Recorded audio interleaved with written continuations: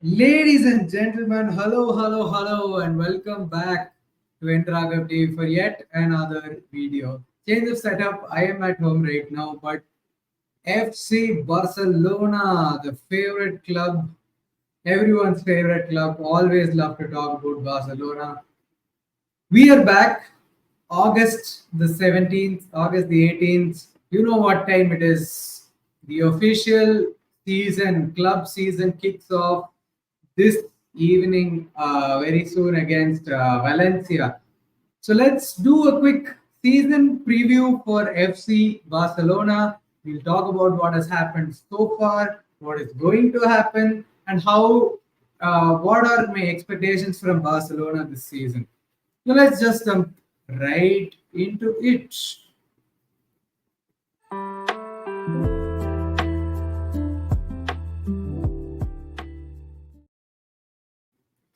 So FC Barcelona, where do we even begin talking about FC Barcelona? Let's start with the manager first. Of course, going towards the end of the season, Xavi Hernandez, our beloved Xavi, was sacked by the board after asking him to continue. And you know that entire drama with Xavi that happened. Hansi Flick was appointed the manager of FC Barcelona. Very, very exciting manager because he won the sextuple with Bayern Munich in the 2020-21 season. So he had an incredible team, incredibly good tactics as well, and a German coach, a different kind of a coach to what we've had over the past few years, and someone with a huge caliber. Of course, no disrespect to Xavi, but someone who's been there, done it at the biggest stage of them all. So Hansi Flick comes in. We're expecting a lot more signings from Barcelona as well. We expected a pivot signing, a left wing signing, and a fullback signing. But who did we go ahead and sign? We went ahead and out of nowhere, we signed Danny Olmo for 60 million euros. See, before I jump into the Danny Olmo signing, let me just finish on Hansi Flick because Hansi Flick is go. He's made it very clear in the preseason games that he's going to play a 4-2-3-1 with a double pivot and a number 10 attacking number 10 with the wingers tucking in and wide fullbacks with the striker in the box. And he looks like he's going to prefer left-footed players on the left wing and right-footed players on the right wing. So I'm not sure what personnel he's going to go for and how it's going to work, but we will see. We will give him time because most of the preseason we didn't have our entire senior squad. All of them, many of them participating in the Euros and the Copa America, and then coming back and joining late. So we had to work with a lot of the youngsters, and that is something which is, giving me good signs because Hansi Flick has been praising La Masia so much over the past few weeks that he's been here at Barcelona. He appreciates the quality of the players, the maturity of the young players that we have. And a few of the players in the preseason, man, likes of Marc Bernal, the likes of Marc Casado, the double pivot in this entire preseason they were very brilliant. Mind you, Marc Bernal is just 17 years old again. Then the likes of Pau Victor, who's coming from a good season at Barca Athletic last season. He was on loan from Girona, if I'm not wrong. And now he's signed permanently for Barcelona. He had an excellent preseason. Then, of course, the usual Balde is back from injury. Then you have the likes of Kubarsi who will be back. Then you'll have all, Lamine Yamal, Pedri, Gavi, and Gavi is going to take some time to come back. But the Barca boys, the Barca young boys, La Masia boys, I feel they're the ones who are going to rescue us once again this season. Because talking about signings that we needed and about the signings that we made, we went ahead and we signed Mr. Danny Olmo from RB Leipzig for 60 million. Don't get me wrong. I am a huge Danny Olmo fan. I love him. He's a beautiful player, gives you goals, gives you assists, has a lot of flair. He's very good in those tight spaces, especially considering how vertical Flick's system is. And he likes to crowd people in that box. Your wingers come inside, your striker is in the box, you have a number 10. And even the pivots at times, they are not stationary. They keep moving into an 8. They convert to an 8 at times, and then they convert to a 6 at times. So there's a lot of rotation and there's a lot of central cramping of players. So that's where someone like a Danny Olmo will be brilliant. No doubt he's going to be brilliant because he is La Masia. He's been born and brought up in the system, so he knows how it works. He's gone ahead, gained the experience in Croatia, in Dinamo Zagreb, then again in RB Leipzig. So there is quality, there is talent, but did we really need Danny Olmo? Is my question, but only time will tell, because who knows? Who knows? He might be the one who rescues our season. But then again, coming back to our season, no left winger hasn't been signed yet. Pivot signing hasn't been done. There's no defensive reinforcement as well. And then Ter Stegen had a howler of a preseason, and he doesn't fill me with confidence at all, considering he is our club captain as well. I mean, come on. We can definitely do better than Ter Stegen. So I don't know, man. I was really, really optimistic at the beginning of this transfer window. I thought we were going to do bits in this transfer window. Expected a lot from the board. Then the board disappointing to the core. Joan Laporta, Deco, all selling fake dreams to the fans. And this is what we stand. This is our squad at this moment. Let's let's just go player by player right now, because just a second. So here we are. This is how our current Barcelona squad looks. We have Marc-Andre Ter Stegen and Iñaki Peña as our goalkeepers right now. And Astralaga played a few games in the preseason. So I expect him to be the third keeper, but of course not going to make regular appearances, considering there is Ter Stegen and Peña ahead of them. Both the hideous twins. Iñaki Peña is basically the Spanish Ter Stegen. Ter Stegen is basically the German Iñaki Peña. So they're just the hideous twins in goal for Barcelona, which doesn't fill me with confidence at all, not even for a single second. Then we move on to a defense. I don't know why still. This is the previous year's squad. So João Cancelo has gone back to Man City, but I don't think he's featured for them. So I wouldn't be surprised if Barcelona loaned him back in, because that's what we do, right? Don't have a proper sporting plan or a strategic plan, and then we come up and with those last minute signings, and then it is what it is, man. I just move ahead. Alejandro Balde had a major injury last season. He's coming back from injury, and he is one of those players that I'm very, very excited to see under Hansi Flick, because he's somewhat kind of a similar profile to Alphonso Davies. So I want to see what Flick can do. Can he rejuvenate Alejandro Balde and make him that player that we are all expecting him to be? Ronald Araujo, a major long-term hamstring injury, had surgery, so he's out for the rest of this year. So there is no Ronald Araujo in the squad at least till January 2025. So that's a huge blow for us.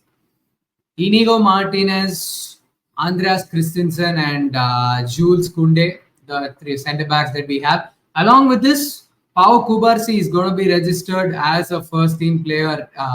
He's going to be taking over number 2, if I'm not wrong. So Pau Kubarsi is going to be back in the mix. He's going to be registered as a first team player. Then you have our midfield.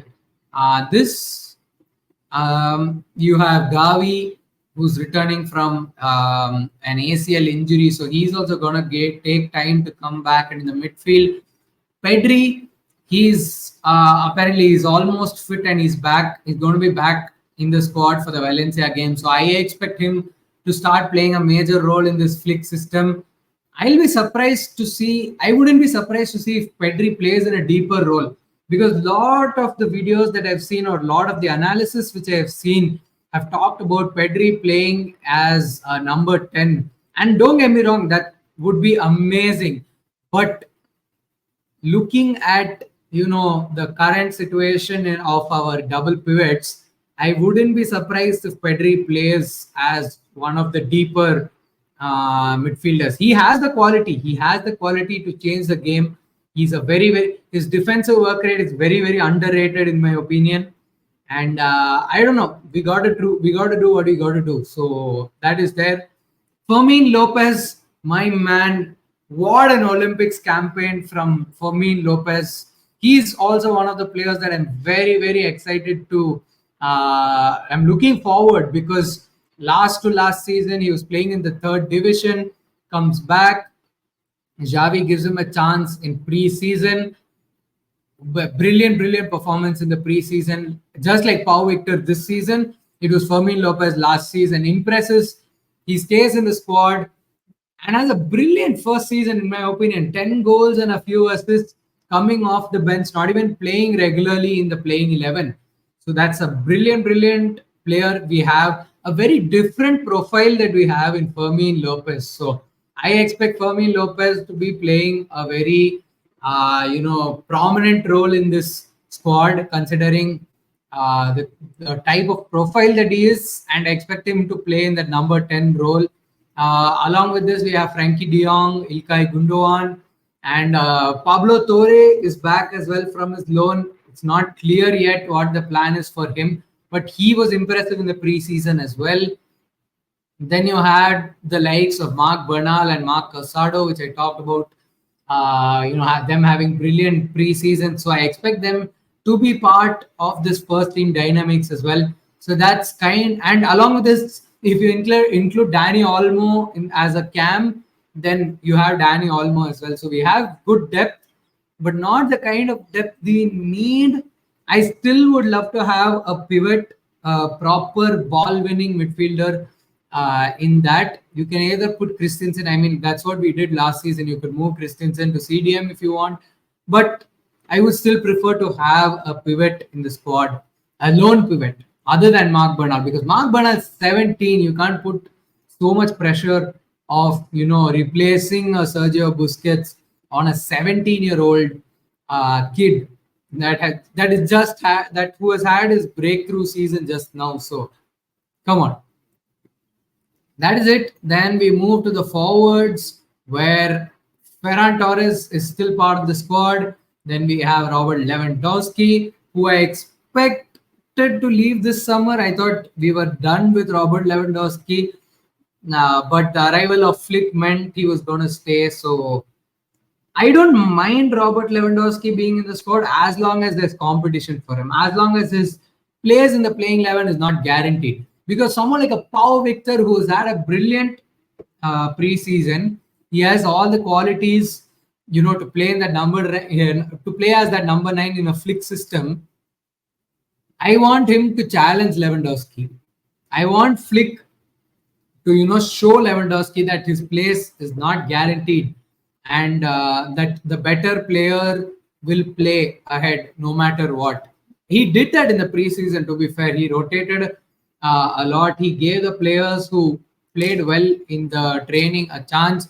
So I expect him to do that. Rafinha again had a brilliance. I mean, he's one of those players who divides the fan bases, but I am pro Rafinha, and I feel Rafinha has a lot more to offer to our squad, because he's a hard-working player, man. He's a very hard-working player. One of the only few clutch players in our squad. Had it not been for that silly red card in the PSG game, he would have gone ahead and won that game for us. So Rafinha is there. João Felix is back in Atletico, and he's gonna be he's on his way to Chelsea. So thank God we escaped the João Felix loan. Oh, once again a loan deal for João Felix. That is no more. Lamine Yamal, my love, my prodigal son. I shall protect him at no cost. See, at every single cost, I shall protect this kid. He is the future. He is the love of my life. He is Lamine Yamal. So he's gonna play a huge part for Barcelona this season, and he is the one who has to carry us this season. Victor okay, looks like he's on his way out, but still not sure what is gonna happen with him. Pau Victor, as I said, brilliant preseason, and I expect him to he's part of the first team dynamics now, and I expect him to play a major role as part of our squad this season. And it's good to have competition in that striker role. So are we going to make any more signings in this transfer window? I'm not sure about that. But all I can say is I still feel we're going to have a good season. Hope I don't jinx it, but I feel we will do well. Madrid team looks really scary. Have to admit that. I saw the Super Cup game as well. They looked brilliant. Valverde, they have Tchouaméni, they have Jude Bellingham, they have Vinicius Junior, they have Rodrigo, they have Mbappe. Oh my days, that team. If I say I'm not scared of that Madrid team, I would be lying to you. That Madrid team, very scary. But trust in La Masia, trust in Hansi Flick, and just gotta love the boys, trust the boys, make a club, and Visca el Barça, Visca Catalonia. So with that, I feel we come to the last part of the video where I talk about my expectations from Barcelona this season. La Liga title, man. We got to win that La Liga title back. It's been up and down for the past few years. We were casually winning titles under Ernesto Valverde, and now you realize that it's not an easy thing to win La Liga. So La Liga title win and a decent Champions League run, at least a quarter final or a semi-final, if we can do that. If not that, at least some kind of a silverware this season. So at least the Copa del Rey, forget the Spanish Super Cup, but some kind of silverware, the league title, and a decent Champions League run. That I would say would be a decent season for us Barcelona fans. Let me know your thoughts in the comment section down below, and I will be doing a Premier League season preview very soon as well. So stay tuned for that. And until next time, as always, Visca el Barça.